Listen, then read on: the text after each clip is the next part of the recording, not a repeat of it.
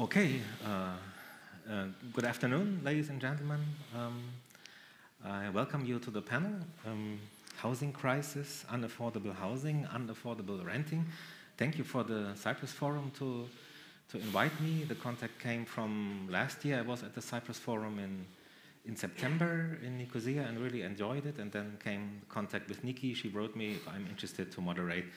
My name is Fabian Thiel. I'm full professor of land valuation and land law in Frankfurt, Applied Science University, and I live here more in Cyprus than in Germany, and I like it here. So I will introduce you to the people very briefly, then I will explain about the procedure. So, the lady to my right is Elena Koushos. She's a lawyer. She's at the Koushos, Korfiotis, Papacharalambous legal. I hope I'm sorry for my. No worries about it. Sorry, I can only speak a little bit Greek. From the law company and also the president of the Cyprus Land Development Corporation. Hello. This gentleman is Thomas Dimopoulos. He's assistant professor in real estate, head of real estate department in Neapolis University in Paphos. He invited me last week to a guest lecture, and I really enjoyed it. It's a wonderful campus there in Paphos, and he has also an own valuation company, Axia, right, valuation company in Nicosia. And he's also very well internationally organized, so we will have next week a conference on automatic valuation models, so with the Federation of Surveyors, so Thomas is also internationally very well connected.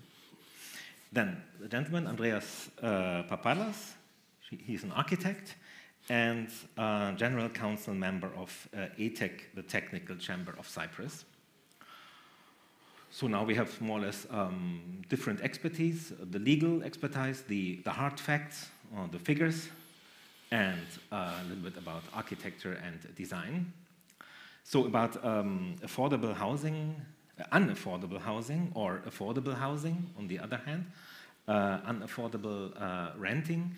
Maybe I don't want to talk too much. We have, I can say we have the same problem in my country. We have 2 million empty apartments, but at the wrong places. They're in rural areas outside. Know where we needed them. Politicians say just go in rural areas, but there are no jobs because people migrated from the rural to the urban. We needed 500,000 apartments, and the current government promised.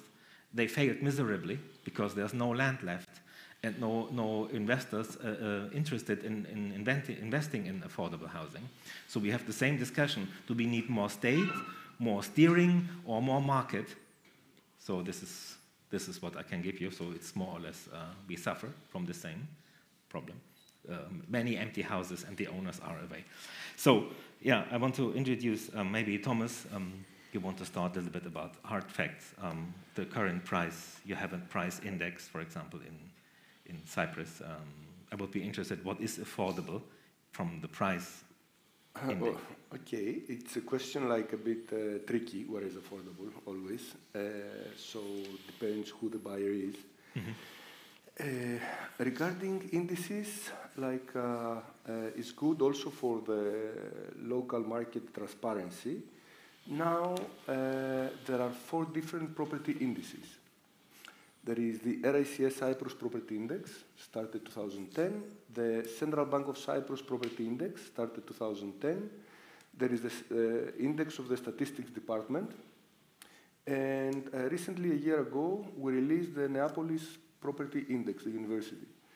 So all 4 indexes, more or less, despite the fact that they're using different data. For instance, the RICS Cyprus Property Index is using some hypothetical properties and provides quarterly evaluations of the local professionals. So it's based on that. The Central Bank of Cyprus is using actual valuations that are used for banks' purposes. And Neapolis Index is using real transactions, actual transactions. So we use like very interesting methodology.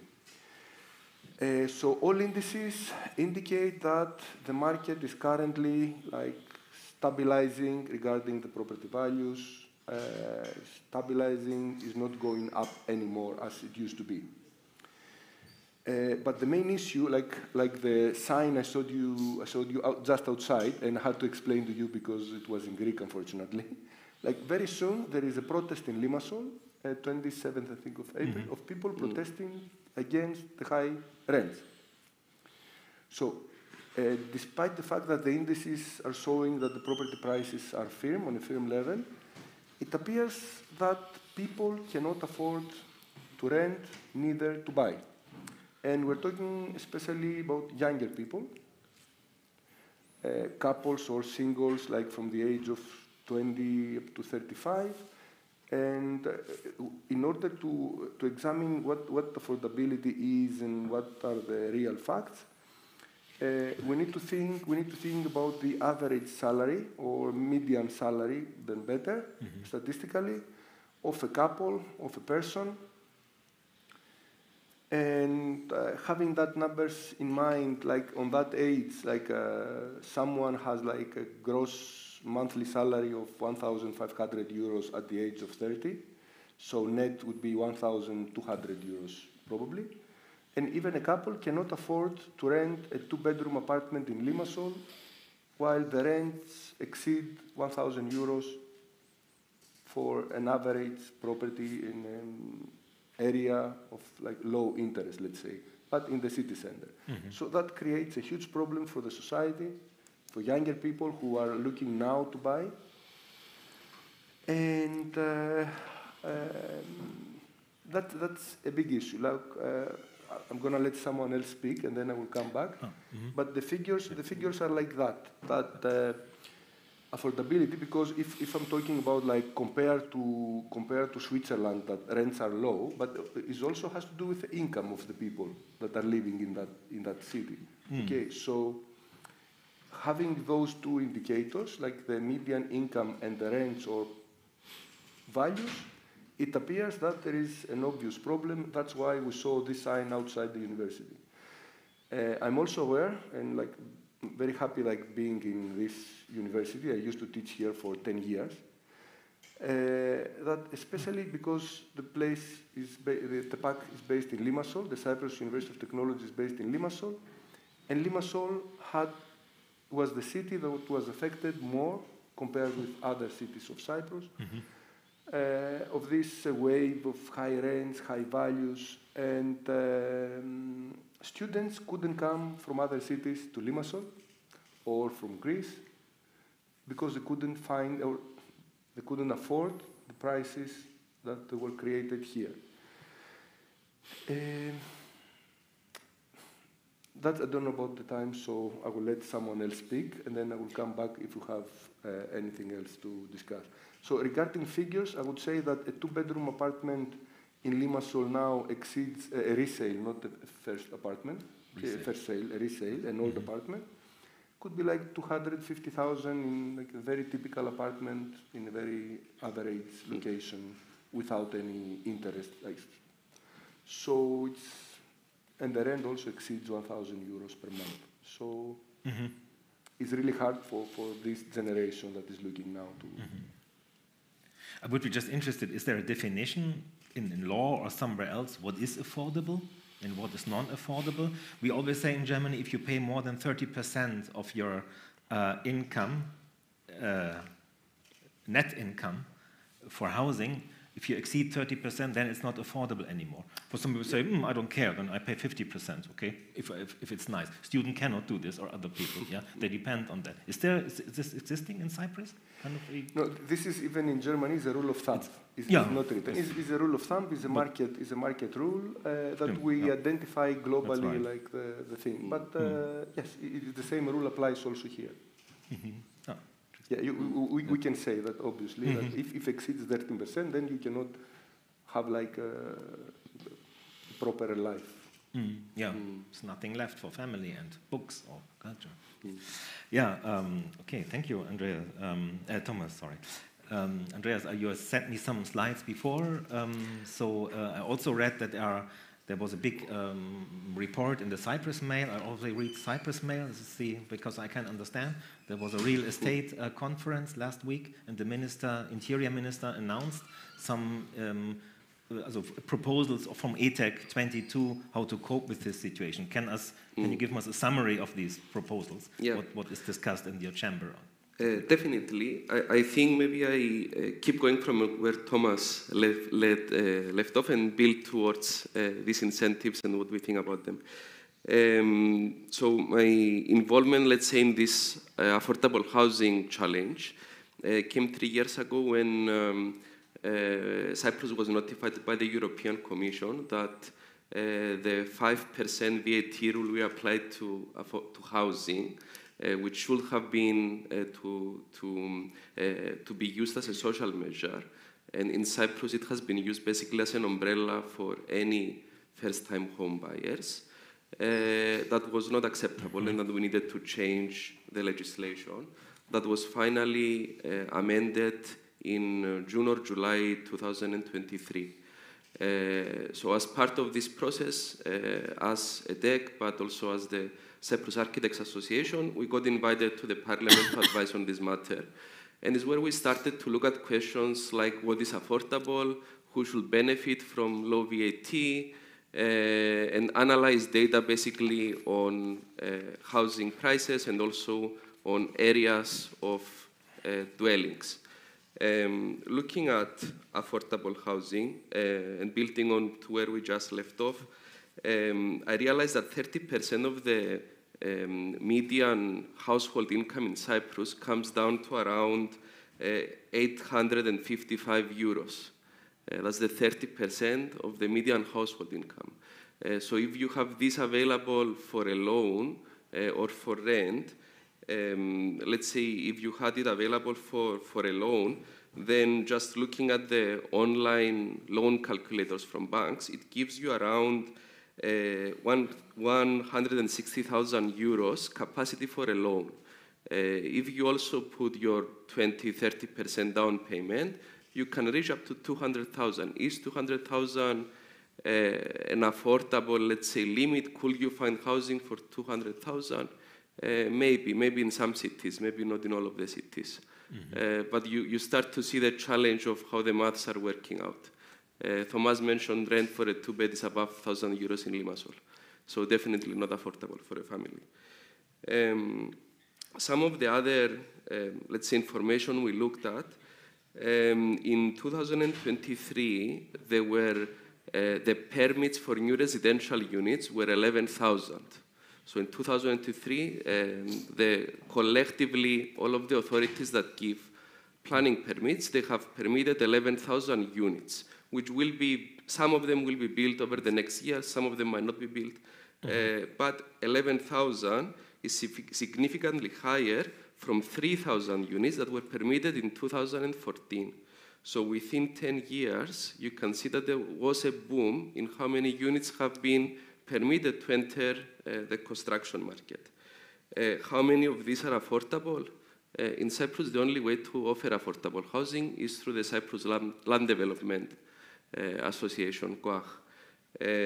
KOAH offered 16 units in 2023, and in total from 2015, 39 units. And Elena will tell us the challenges of offering units in the market through KOAH and the various incentives that were announced. And this builds me to your initial question.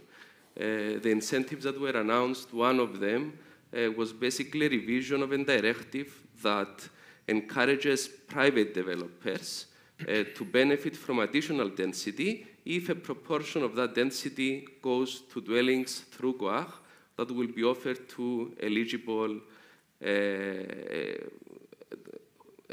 buyers or renters. So there's a scheme for renting and a scheme for buying.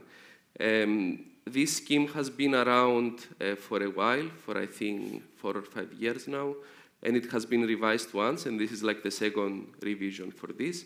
And it hasn't been really used, maybe very few times, maybe a couple of times. And Elena can give us the detailed data. But from our perspective, talking with developers, and trying to encourage developers to use these incentives, we also see some of the challenges.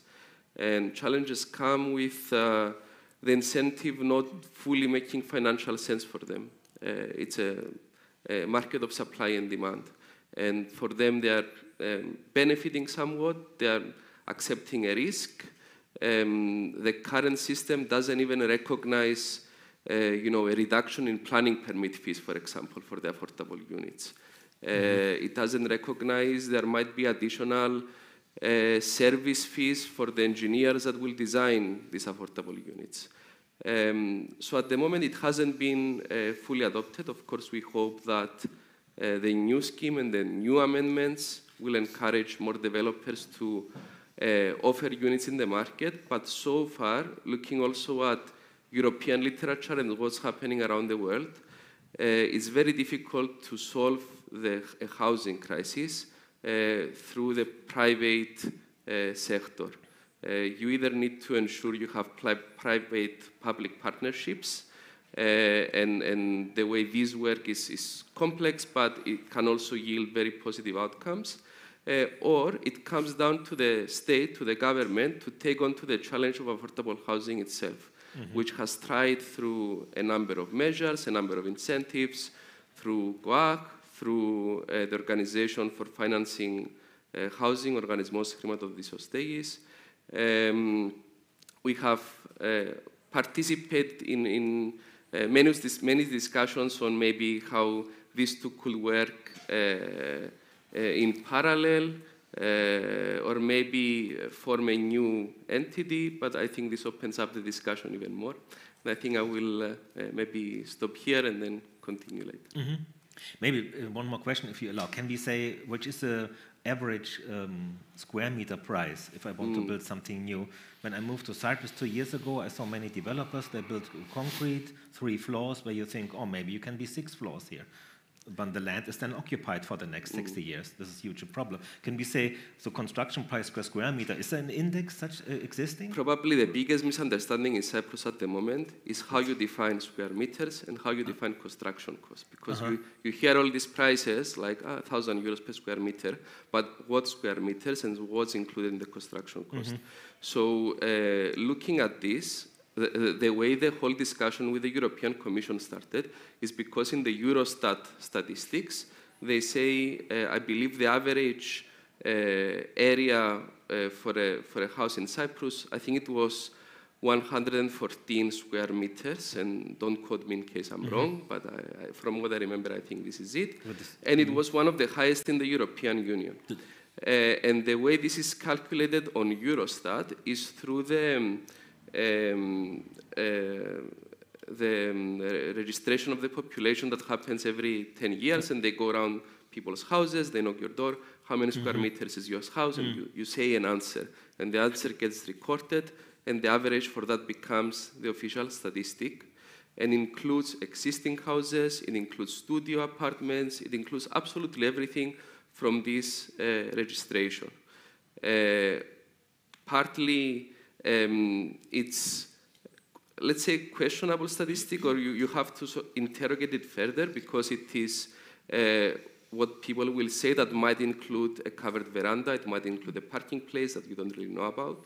The Statistical Service of Cyprus has a different number, and they include the internal spaces of a dwelling, and they also include the covered verandas. And by using that area divided by the construction cost, I believe for houses it was around 1,100 euros for 2022, which is the latest statistics that came out for completed dwellings. This is completely outdated. Yes, and also this is why I mentioned the caveat of how you measure it. Because if you add the parking space and the covered veranda when you do the division, it leads to a number that is not necessarily... Not to add, this includes everything, but officially and practically, empirically, even for apartments, you cannot build lower than 1,400 euros per square meter, like the lowest zone. And for houses, a typical is like 1,700 euros per square meter. And then square meters, you mean the density, the internal spaces?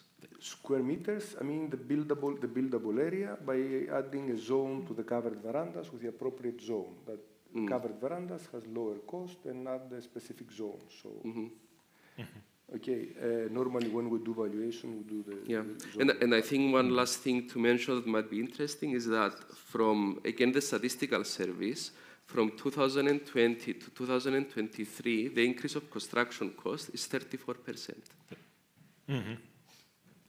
Since when? Sorry. 34% from 2020 to 2023. Yeah. Over the past year, it has been quite steady, but it had a very rapid rise. Oh, interesting.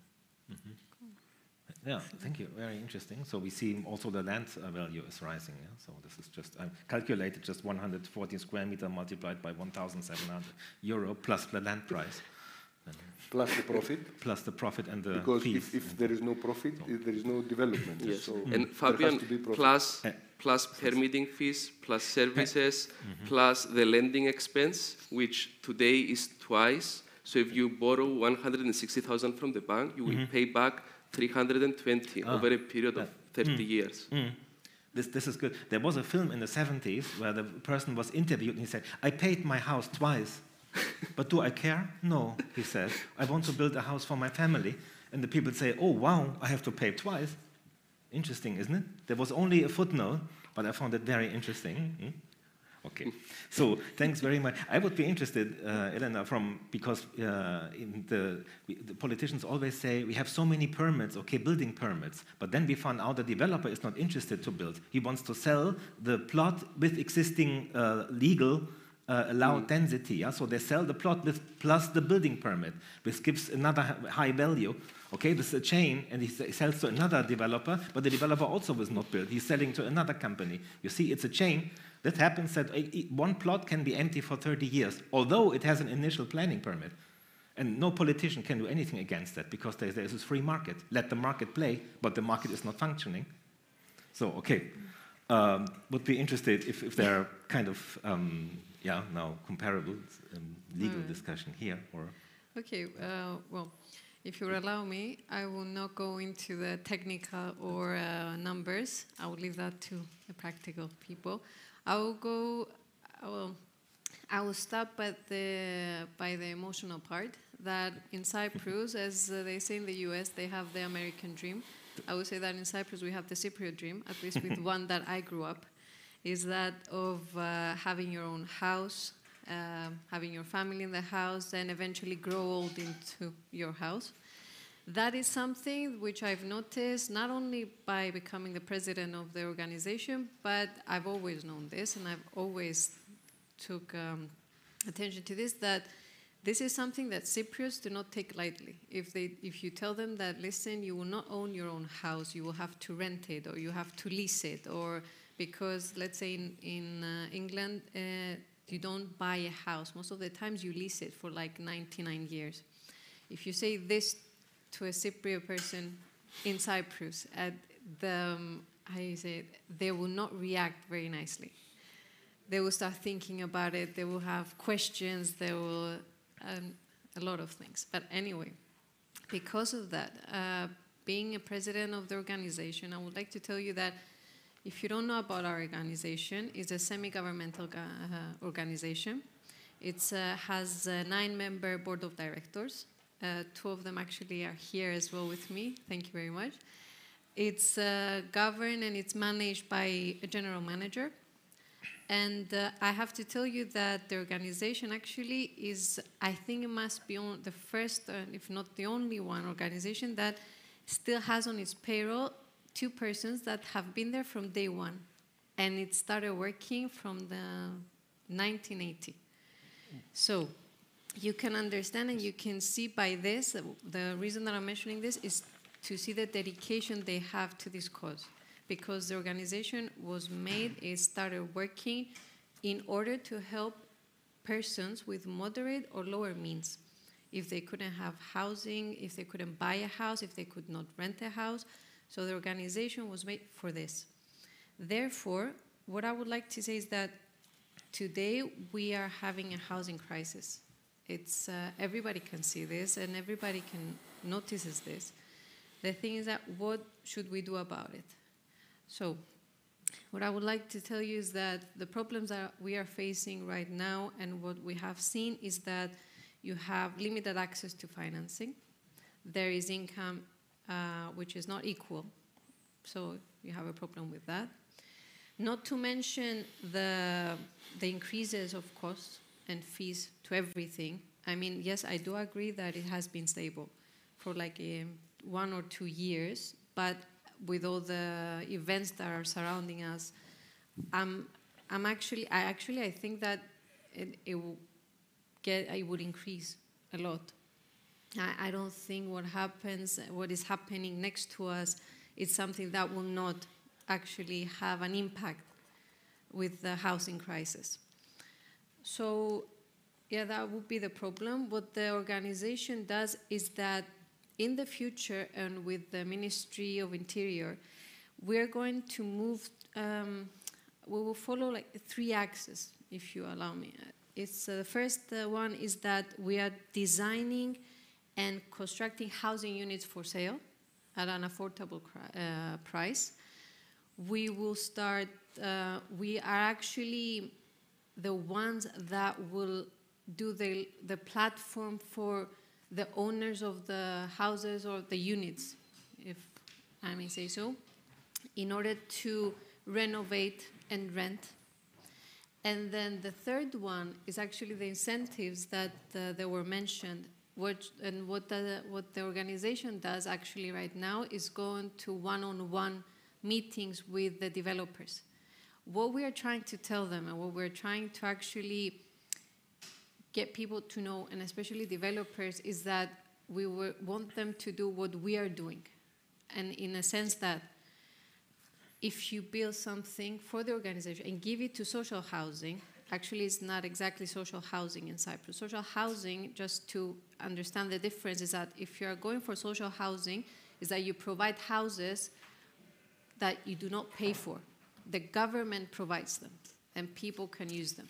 Affordable housing is something different. It's something that the price is affordable for everyone. You mentioned before the 30%. The organization actually says that if it's higher than 25%, it's not affordable housing. But anyway, in order to allow me, what we do with developers when we go to the meetings is that we tell them, listen, just do what we do. Provide for affordable housing or social housing or whatever you want to call it, and just have additional density for your developments.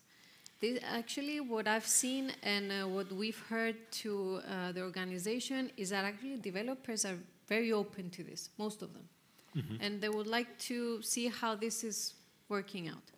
But I believe that in order to see something happening, we will have like 1 or 2 years to see this. Because of the crisis, because of what I told you before.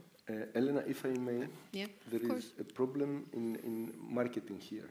Okay, so every single development, every single developer is advertising and defining himself as luxury developer. So affordability is like anything but luxury.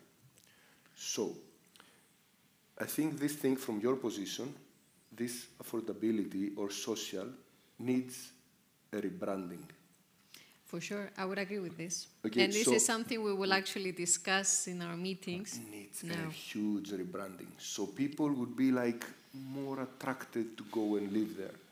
Because even if like the part of the unit or whatever is like is partially from affordable or social housing, and like the previous announcement of the government, like if you have some, if you rent some units with a low rent, you get some additional density.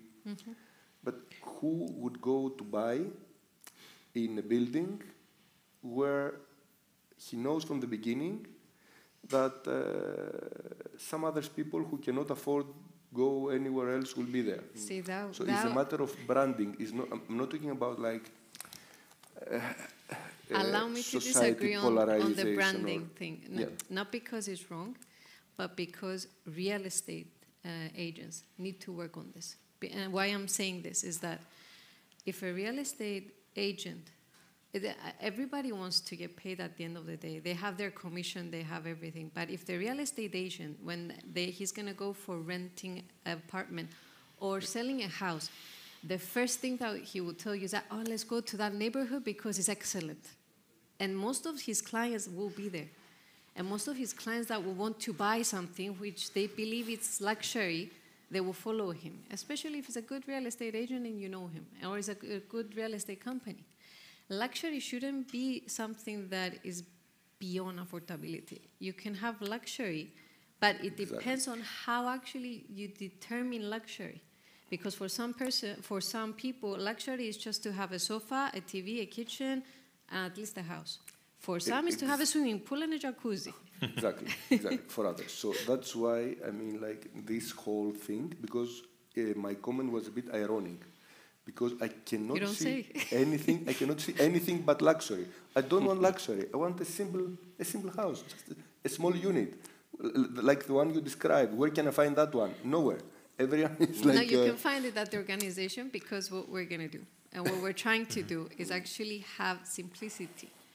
And when you have a housing crisis, simplicity is what works, is what actually gets you going. I'm not saying that luxury or having a swimming pool should be something out of the ordinary or something of a luxury statement or anything. You can have that if you want. But when you have a crisis, you should start from somewhere. Somewhere, the starting point should be simplicity, should be something that is repetitive, at least to solve the problem.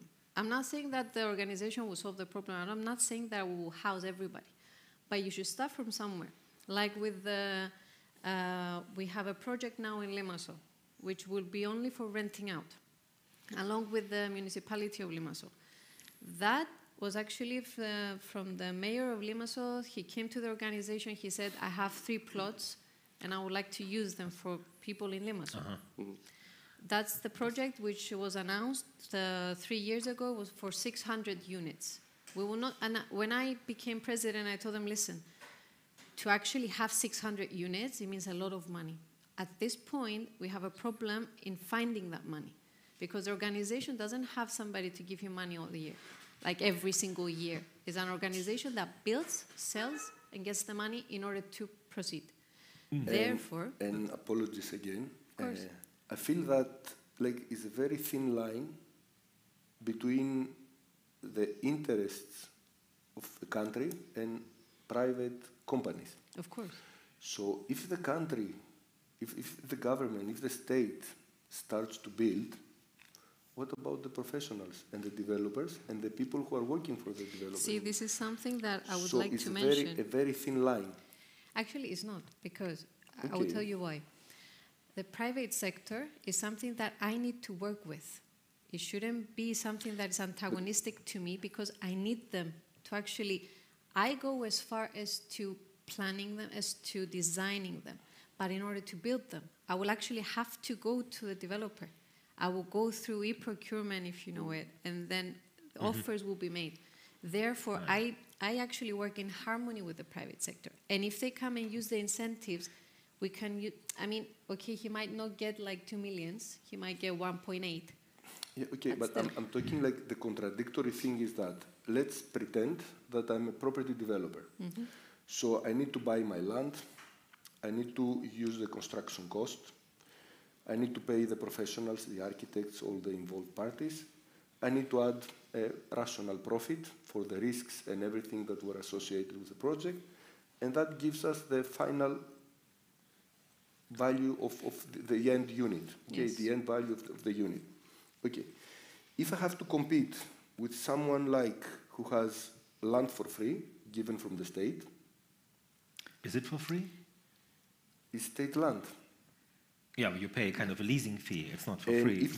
If I have to compete with someone who is using money from taxes that everyone is paying, rich and poor. This is not something that applies to the organization. Yeah. Because No, organization I'm talking about general, and I'm talking about the countries and the state's influence. Okay. On that, and how the competition could change the existing. I don't think it should be that difficult if you sit on a round table and actually solve these problems, because I think a developer that would actually go through with this and provide affordable housing will get an additional density to his development in another plot, so he will have more units to sell. still he will have the profit that he wants. I'm not saying in that development to give for social housing or affordable housing, but in order to provide in another plot, which I can actually give to him, or the state can give to him, provide for him, to build another 10 units for affordable housing. Okay. It's not something that is that should be, let's say, it's not something that should be negative or should be looked at as a negative thing. Yeah, I don't have a negative energy. Sorry, Andreas, please. Keep going, but I mean, what I wanted to add is that, the market has shown that not many developers have decided to use this, even if it has been existing for the past number of years. And it's always the market will tell. So the market has told us that this is not, even if it made like marginally financial sense for them, for whatever reasons they have chosen not to go for this. No. What if, unpopular opinion, you force them? So you have 11,000 units permitted in 2023. What if in the very big developments that, you have 1,000 units in one development, you say, I want 30 units to be affordable. And you get the extra density, but I will force you. Like in the UK, this is standard. In the UK, it's standard because it's law.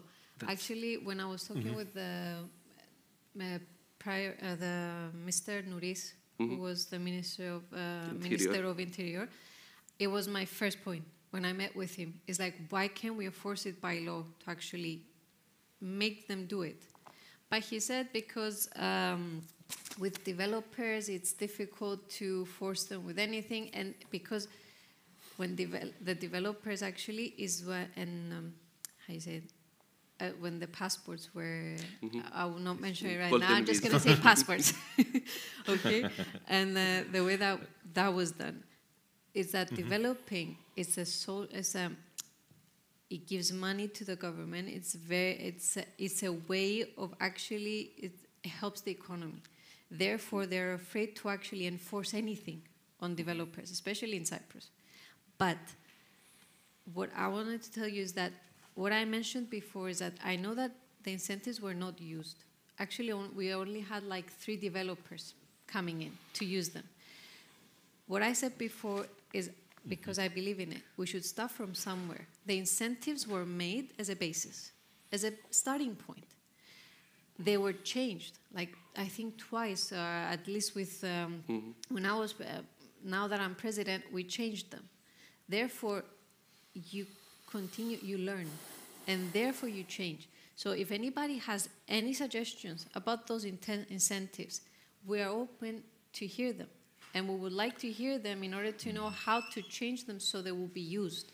But that's why this is the one-on-one meetings. Yeah, but it appears that the problem is deeper. Yeah. The problem is much deeper. It's not like one-on-one meeting, or is much deeper. Because the forces that are defining the market and creating the market and forming the market are like so strong.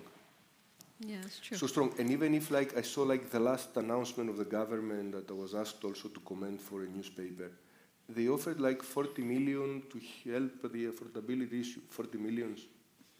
40 million for? 40 million for one of the schemes. Okay. The rent to buy. Or buy to rent. Yeah, some like the amounts that they were offered were very, very. So the thing is that another very interesting statistic, like to add on what Andreas said, and I forgot to mention at the beginning, year 23 compared to year 22, the number of building permits reduced by 12%. Yeah. But the price of the proposed buildings increased by 16%. Mm-hmm.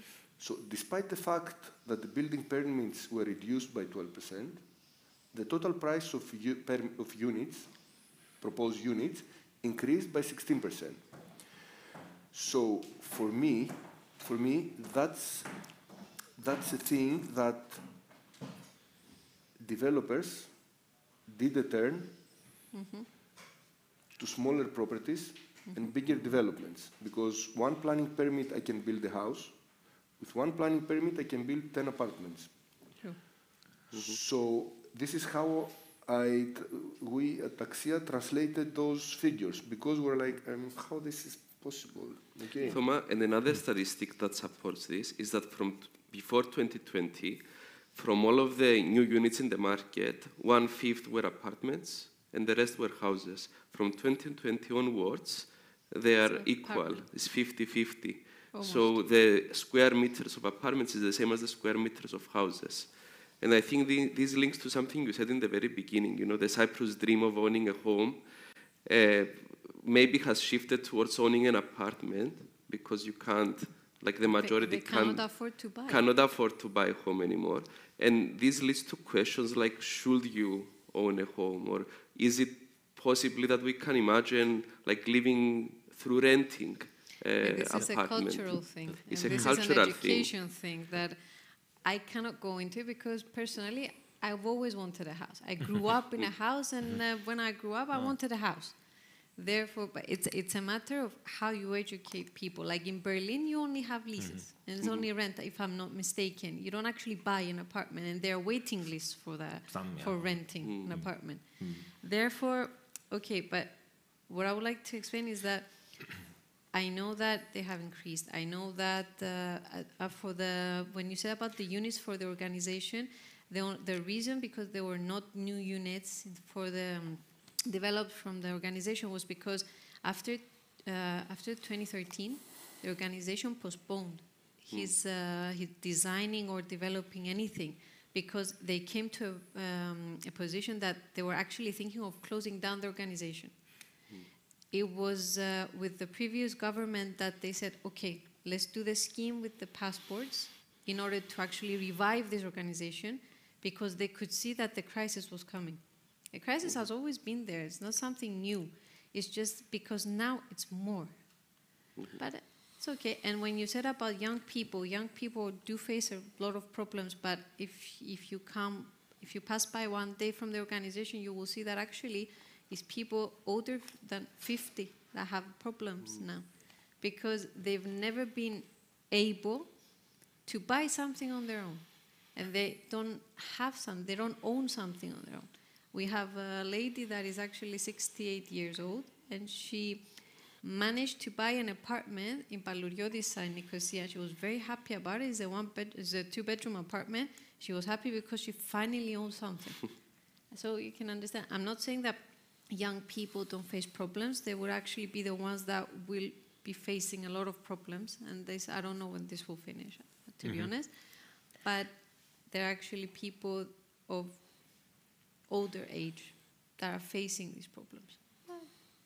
I hope we can find a solution for them as well.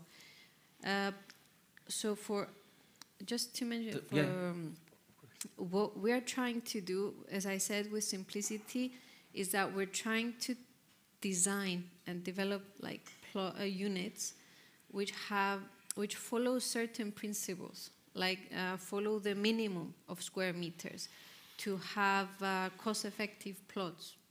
It doesn't have to be within the city, but it could be a bit outside of the city. We just need to sit on a table with the ministry, with I don't know who else wants to join, and discuss this. Because if you do not discuss this, if you do not find solutions, then things will just keep going the way they are. That's the thing. Mm-hmm.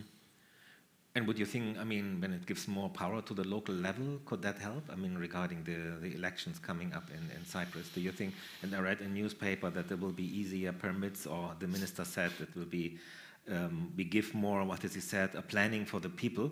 Who can do legally binding land use plans for the people? Is this the mayor or the Ministry of Interior?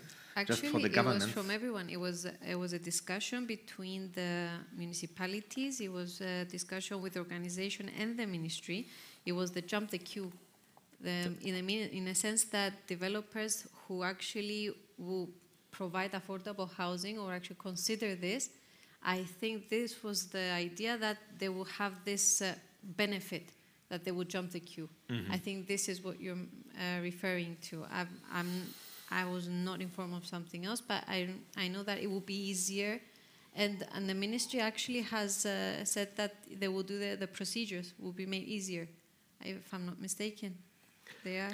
Basically, what they announced? so basically the change that's going to happen with the new regional organizations is that all of the authority for the planning and building permits will be concentrated for most developments in these major authorities, which means the planning permits will no longer be issued from the municipalities. Okay, yeah. Same with the building permits as well. It reduces the number of authorities that give out permits. And the other part is that there will be a set time after you submit, I believe it's 2 months, that is the window for the authority to review your application on a certain parameters if it's a low-risk development, which means under 20 apartments.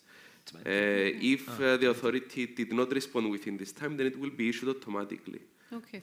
So this will be hopefully improve the time it takes to get a permit through. Okay. This was actually announced that it will happen, or this is something in discussions? It was announced within a series of measures. All right. Okay. And we hope to see that implementation. The implementation is the real part. So, yeah. So you see, also we can also negotiate with the developers. So there's nothing. Maybe I would be interested in your opinion. Does if I may say, does Cyprus need an affordable housing policy? Okay, we like to work with policies in Germany. When it comes to a problem, we work with a national strategic policy, and then we give the power to the lowest lower level in our planning hierarchy. We have quite good experience with that, or let's say good and bad experience. It takes long from the local level, from the national level to the local level, and vice versa. So, but the people would say we need an affordable housing strategy. Okay.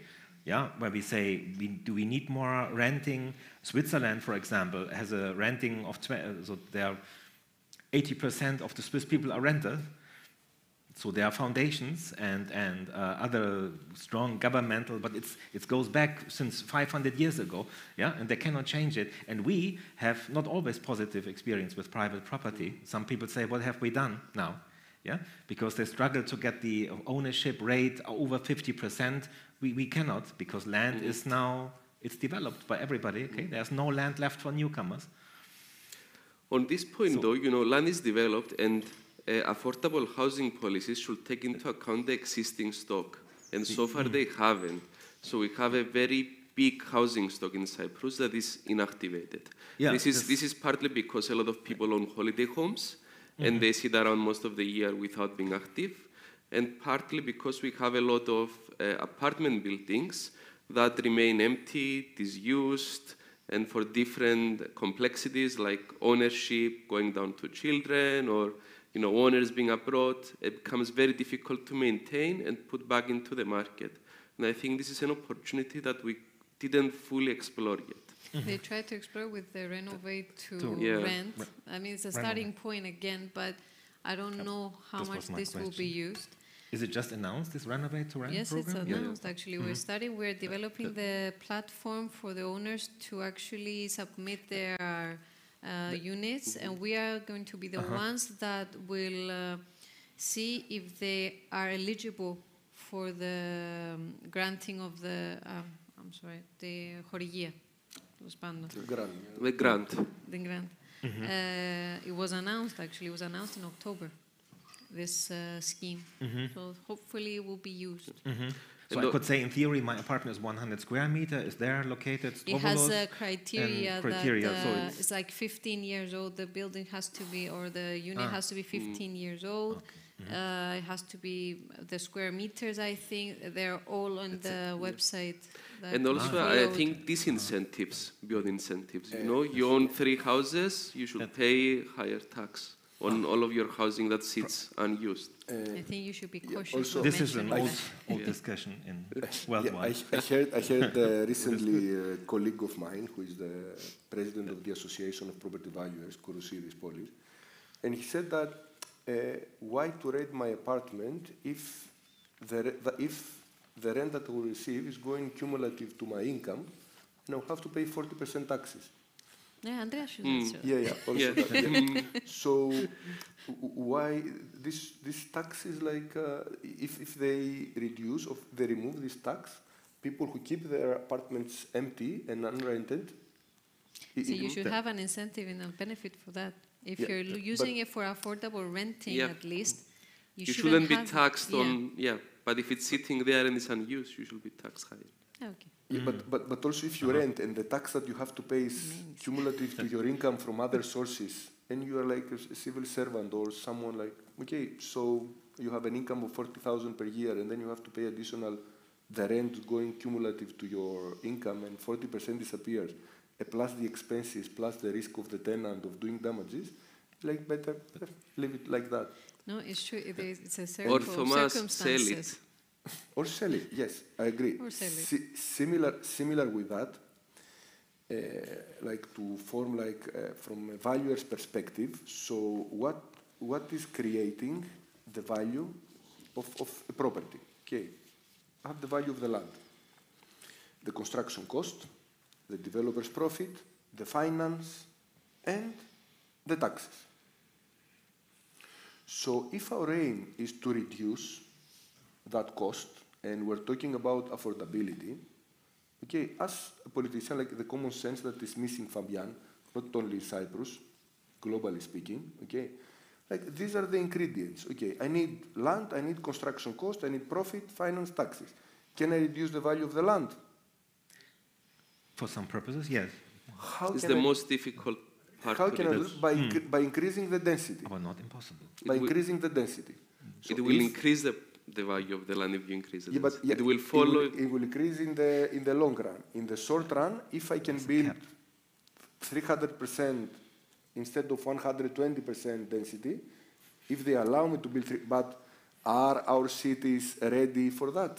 What about the cars? What about the parking spaces? I mean, we saw this very recently in the old oil refinery area of Larnaca. So what used to happen is that in the old oil refinery area, there were very low densities you couldn't use. And once the oil refineries were gone, there were very high densities in this land.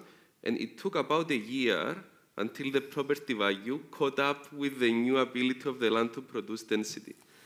And now it stabilized. Okay, so with the land is a bit weird. Then it's construction cost. Can we influence construction cost?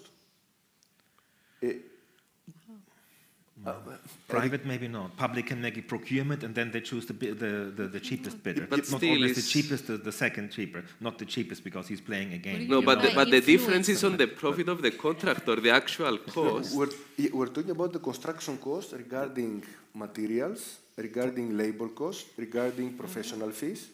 So if an architect gets 7,000 euros to supervise and design a single house unit,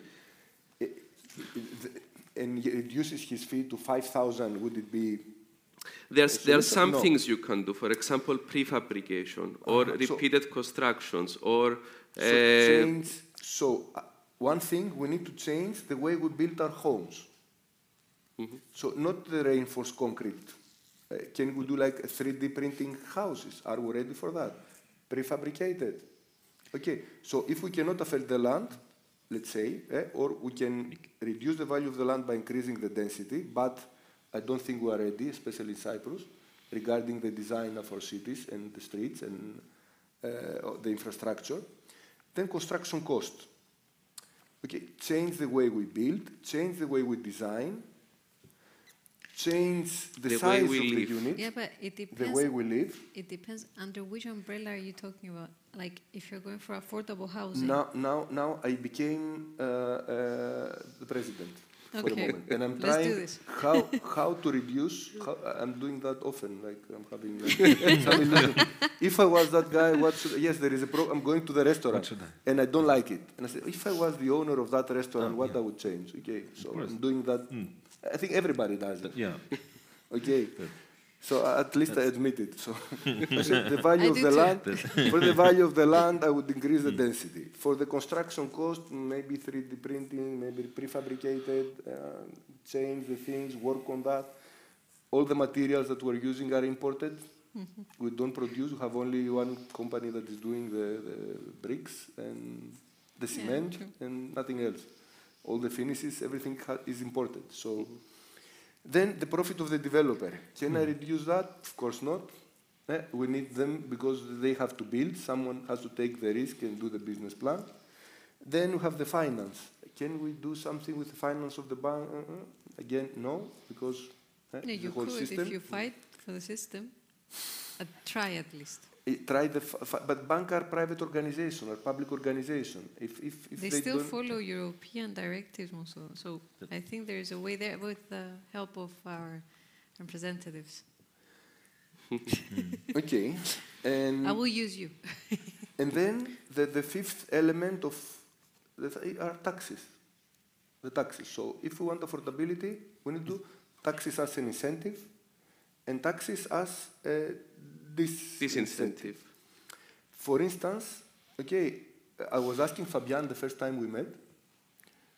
Fabian, we live in Strovolos, and from the old city that we had our lands on the way to Strovolos, how many empty residential fields you saw? And Fabian was, many. Why? No, for me, you have to have a platform. Let's say it's if you see a house that hasn't been used or a unit that hasn't been used for at least 7 to 10 years, then you should do something about it. What about the land? Let's say I own a land, a residential field, and because I have a good job, because I inherited a good company. Because it's an open market, you cannot force somebody. Yes, but I own a property of 100 millions, let's say, value. I don't build it because I can live. And it sits there. Yeah, and it's there. And my annual tax is like a joke. On the land or on income? Yeah. On the land. On the land, it's zero. Yeah, but it's like very, very small amount. Near zero, nearly it's zero. human rights. Then you have to talk to the person if you need to use it. The government should actually go up to that person and actually discuss about using it.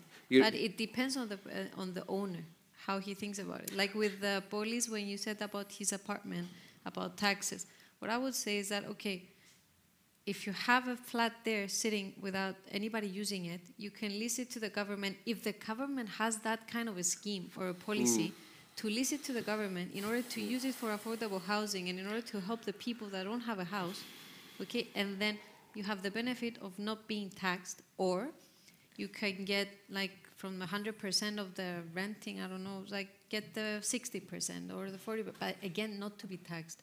But they have to have this procedure. They have to have this scheme. You need a government that would actually go for it. They're trying now with the announcements in October, the new government.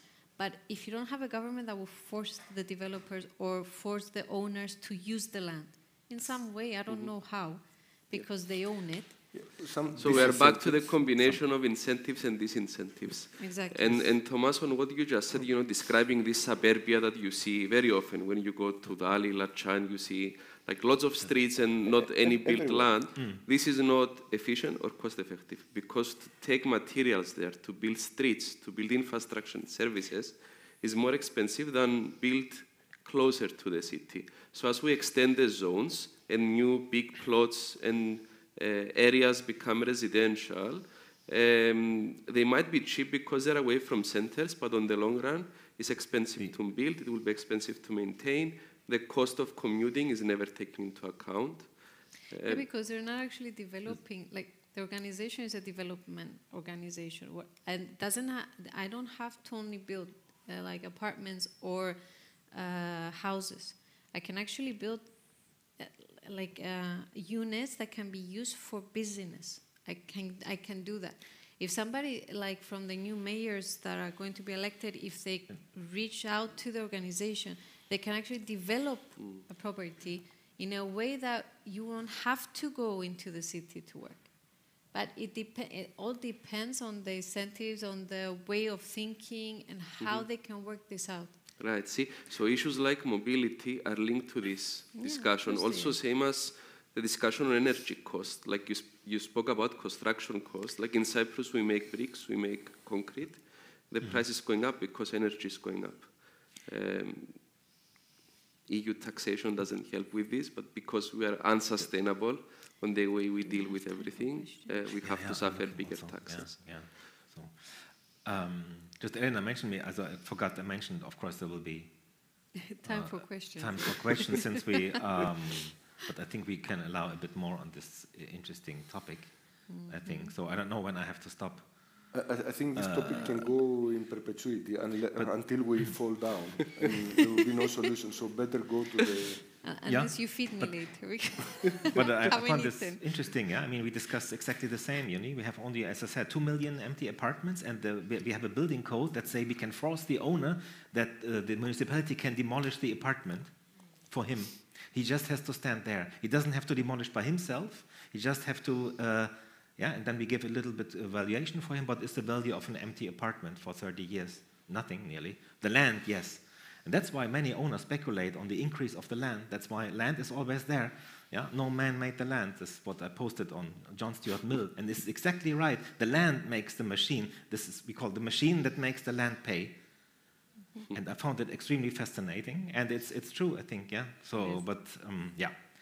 So, without any further, we have now 3 minutes more, but I see a question.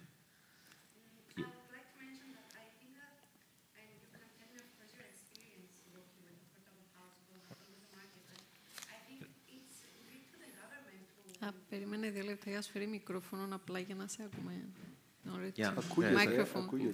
If anyone is watching online, they cannot hear her. Yeah. Sorry. Sorry, yeah.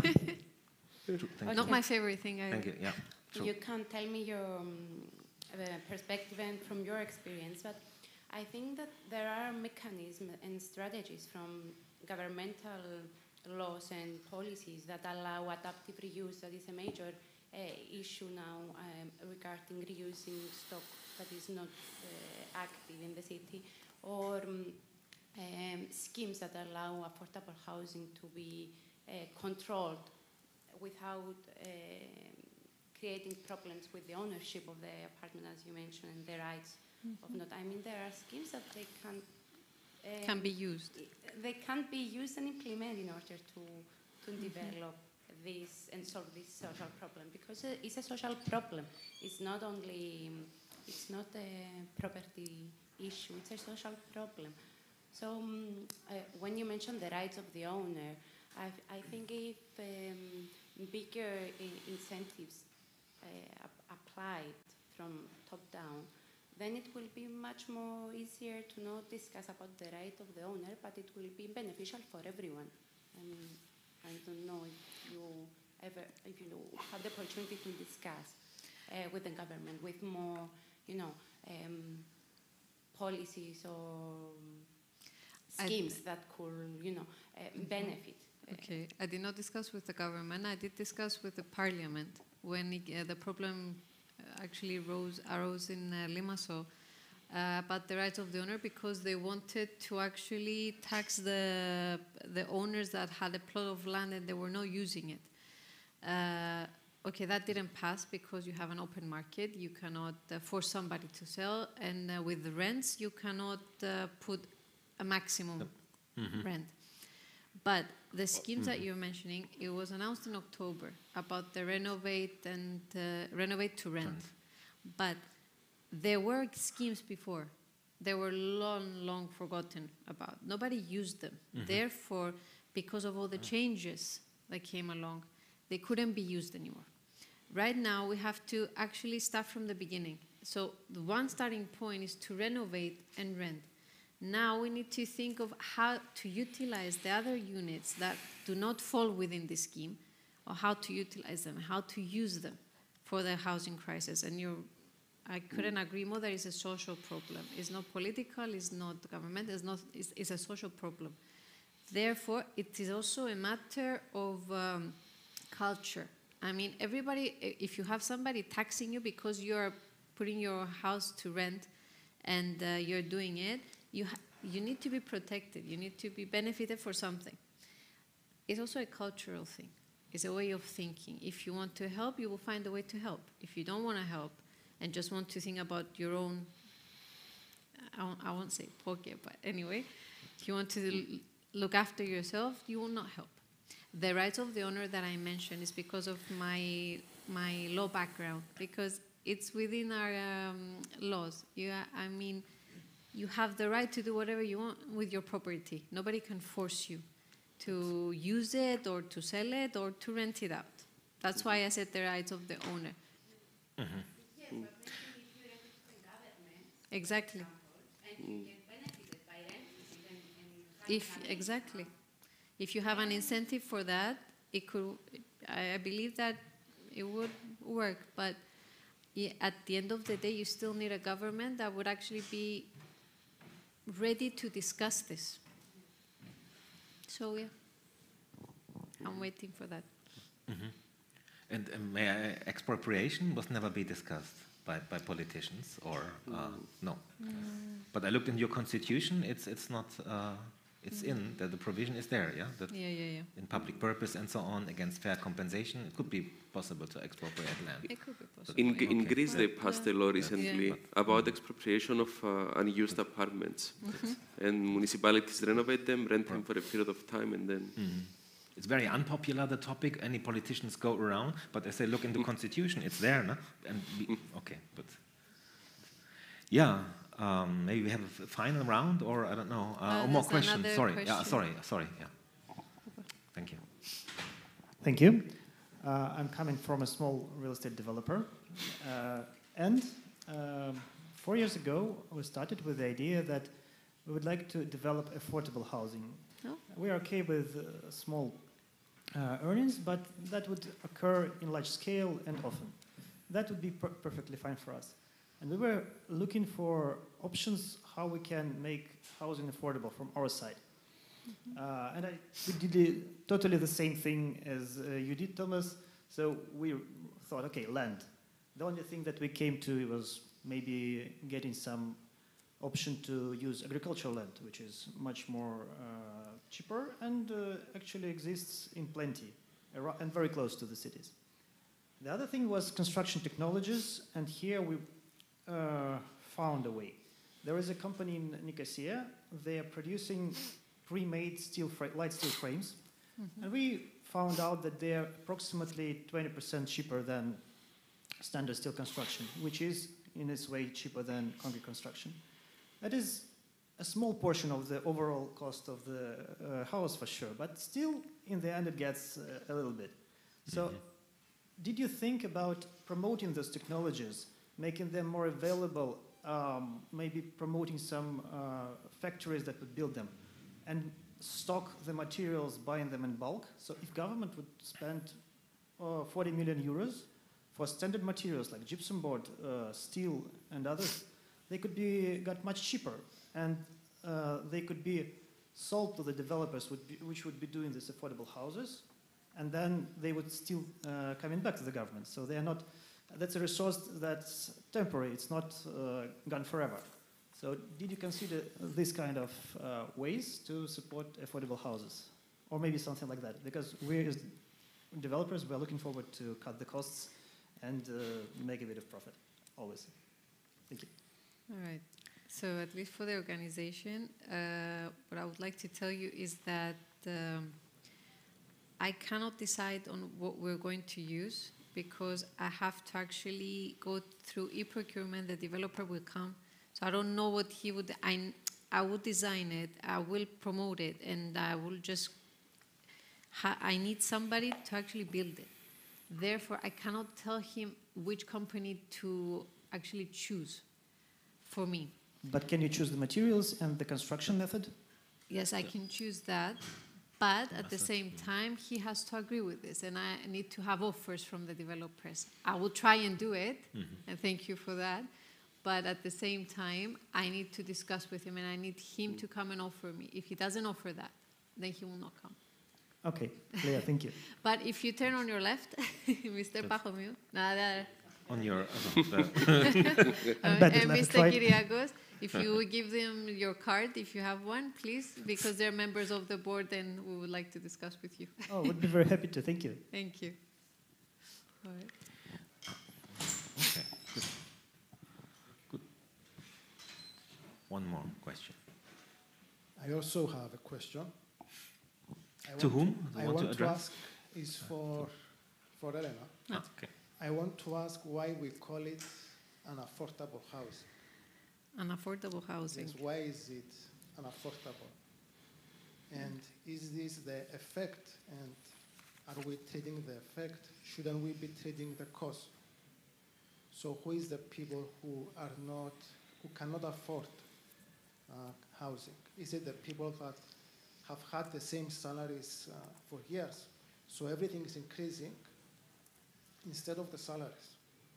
So what I would suggest is companies that pass a certain ceiling of profit should have a different minimum salary to pay. For example, a local bakery owned by a private owner, family-owned, should be able to pay a different minimum salary. But for example, big chains of bakeries or of supermarkets and these kind of companies, hotels, because mostly the low salaries are in the service industry. And there are companies that are making millions, and if they just increase the salaries of their staff, then housing becomes affordable and they still make millions. Maybe they don't make 15 million per year, they make 14.5. So why do we come again to save big corporations? And shouldn't corporations take a social responsibility and solve this issue? Okay, if it's for me, as a president, I cannot influence companies or cannot impact companies to actually increase salaries or anything like that. Yes, I wish I could, but I cannot. Yes, but why enforce developers to make affordable housing, and why not enforce companies to increase the salaries they give to their staff? I think it's much more reasonable. I could suggest it somewhere, at least at the political level, but for me, I cannot influence that, or I cannot discuss that, because every company, especially a private company, it has its own risks, its own financials, so I believe the decisions they make is according to their business and how they proceed. But for unaffordable housing, I think it's something that, it's a term that has been used for the past 3 years more, let's say. Because actually the costs are higher, it's very hard to get financing from the banks because of 2013. Banks have been they do not give loans that easily anymore. They're afraid of that. And of course, because of salaries that they do not increase, they're stable. So the crisis, for the housing crisis, the unaffordable housing and everything is just another term used. The crisis is everywhere, right? It's economical, if it's, I don't know, psychological, you can say. There are a lot of different kinds of crisis. What we're going to say about the unaffordable crisis, the unaffordable housing, is that, okay, I mean, you can see it in Limassol. Nobody can afford to rent an apartment, a 2-bedroom apartment with 1,000 euros, or at least not even 800 euros. That's why we're trying to fix things. But, okay, about making companies to be more social or to actually help in this problem, again, it's something that they should actually, I don't know, they have to figure it out on their own. I don't know if the minister or any government would actually go into discussion for this. It's a private sector. I don't know who would actually risk that. If you come to solve the issue with affordable housing, then you are relieving the pressure that might make the government impose this to raise the minimum salary. Yes, then the government has to rate also for the civil servants. Yeah. If they forced other companies, they have to do for their employees. And there are and the professor. Quite a few, and the professors, of course. But to increase the salary, I mean, I think now it's 1,000. The basic, what is the minimum wage? The minimum wage is 940. Didn't it become 1,000? Yeah, about 1,000. Has been 1,000. Okay. Okay. If we're talking about major companies, okay, they will increase salaries. They have the unions forcing them to do it, and you can work this way out of it, and you can increase the salary. But At the same time, if you actually increase the minimum wage, a startup company will not be able to become a major company at the end with €1,000 minimum salary. Therefore, again, because it's private, it's a private sector, it's a matter of culture. Like one company that I know of, yes, it will help socially. And actually, I had a call with them a week ago that they wanted to actually help in the project in Limassol. Again, it's a way of thinking, and it's a cultural thing that we have. I don't know if somebody else has something to say about this. Anyway, any other question? Yeah. No? All right. There's actually a big discussion in my country that BMW, Mercedes, Siemens, they should build houses for their employees. This is an idea that had been forgotten in the last 60 years, because there was many apartments available, and now they said we must force that they get the land a little bit cheaper from the local governments, and then they build the houses for their employees. If you have a contract and you can show it, you get it in a list, and then you may wait 2 years, but it's better than on the free market. This is at the moment very interesting. Employee houses. We see that in UK and other countries that have it 200 years ago, but this is now forgotten because they say the market will deliver. Obviously, the market does not deliver, I can say, not in Berlin and Hamburg. This is true. And maybe not.